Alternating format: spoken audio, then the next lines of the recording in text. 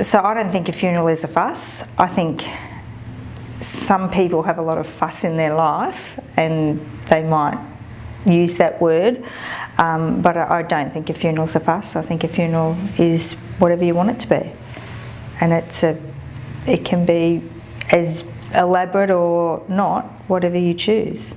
I do think people need to be careful about what they say to their family. When people say, I don't want a funeral, they need to be very careful that that is what they mean. Because if you go to a funeral director and say, I don't want a funeral, you won't get a funeral. Whereas what you might want to say is, I don't want a traditional funeral, or I would like a private funeral, or I would like to have a memorial service. But if you say, I don't want a funeral, it may not be what you mean. Some people are choosing not to have a funeral because they've had a bad experience with a funeral.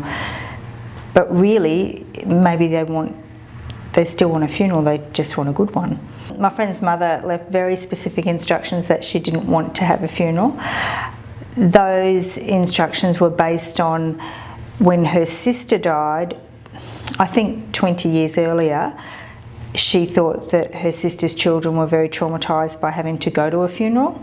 So she didn't want that to happen for her. So with that in mind, she said, I don't want to have any funeral at all. My friend really wanted to have something, and what made her angry was that her mother took away the choice.